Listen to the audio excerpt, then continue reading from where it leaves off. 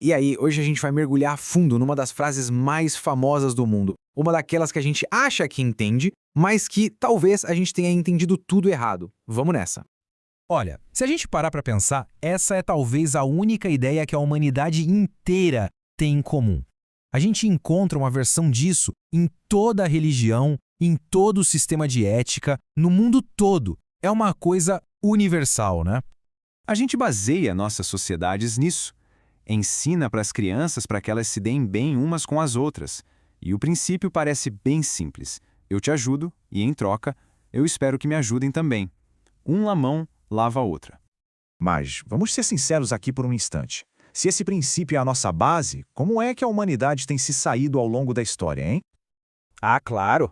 Nós acabamos com a fome, eliminamos as doenças, demos um fim a todos os conflitos armados e criamos uma verdadeira irmandade entre os povos. O histórico da raça humana mostra que a gente é ótimo nisso, não é mesmo? Pois é, a verdade é que o nosso jeito comum de entender essa regra acaba sendo, na prática, uma manipulação bem sofisticada. É um negócio. A gente faz o bem não por um amor de verdade, mas sempre esperando alguma coisa em troca.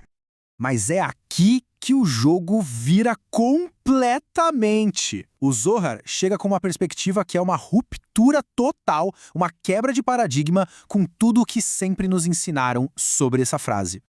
E ela é também a mais importante. Só que a gente não se dá conta porque simplesmente não conseguimos nem imaginar que ela signifique exatamente o que ela diz. A ideia é tão radical que a nossa lógica do dia a dia nem alcança. Agora, olha só que interessante essa comparação direta. De um lado, essa manipulação, a troca de favores. Do outro, uma identificação total, completa. O Zohar diz que amar o amigo como a si mesmo significa sentir o outro como se fosse a sua própria identidade. E vai até mais fundo. Significa se importar com a necessidade do outro no mesmo nível de obsessão que a gente tem com as nossas próprias.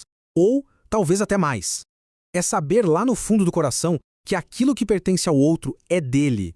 E o que é nosso também pertence a ele. Certo.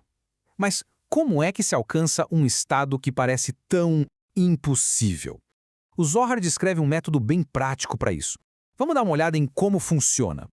Basicamente, são duas ferramentas que trabalham em conjunto. A primeira é o que chamamos de tela, que é a nossa intenção, a nossa vontade de se elevar acima do egoísmo. Só que, sozinha, essa intenção é só um exercício psicológico, sabe? Ela precisa de uma segunda ferramenta para se tornar algo real. Juntas, elas formam um sistema, uma fechadura e uma chave. A tela é a fechadura, é a intenção que a gente prepara. E o amor aos amigos é a chave que encaixa e abre essa fechadura. E o resultado?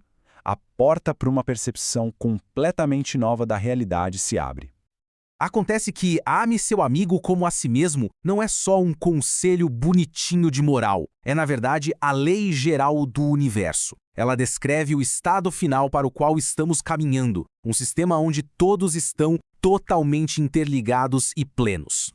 E isso nos leva a um ponto que é absolutamente fundamental. Esse trabalho todo não é sobre uma pessoa, sozinha, alcançar a sua iluminação pessoal. Não. É algo muito, mas muito maior. O foco muda completamente. A gente sai daquela ideia de eu e minha tela buscando a minha iluminação e entra numa outra frequência, a de nós, construindo a conexão que preenche e realiza o todo. O objetivo se torna coletivo. Mas por que o amigo é tão importante nisso tudo? Porque, olha, é muito fácil a gente se enganar tentando amar uma força superior, um criador oculto. Mas com um amigo, com uma pessoa de carne e osso, a coisa fica real, tem algo concreto para a gente medir. O relacionamento nos desafia o tempo todo a usar a tela, a superar o nosso egoísmo e a trabalhar de verdade por essa conexão. O ponto central é este. Não existe diferença entre amar o amigo e amar o Criador. Na prática, o único jeito de incorporar essa lei fundamental da natureza dentro da gente é trabalhando na conexão com as outras pessoas. Certo. E o que acontece quando essa conexão começa a se formar de verdade? Bom, o resultado é nada menos que transformador. A melhor analogia para descrever essa experiência é essa aqui. É como se, de repente, a gente colocasse um par de óculos 3D. Na hora, uma nova profundidade, uma nova dimensão aparece bem ali onde antes parecia não ter nada. E essa imagem mostra exatamente isso. A gente começa a perceber uma dimensão totalmente organizada da realidade que sempre esteve lá, mas que o nosso desejo egocêntrico, a nossa preocupação só com o nosso umbigo, simplesmente não deixava a gente ver. É uma experiência real, que vai muito além das palavras de um livro. E aqui fica uma reflexão final. A humanidade inteira está caminhando nessa direção, seja por bem ou por mal. A grande questão é, será que estamos prontos para enxergar o que está acontecendo e participar dessa transformação de forma consciente?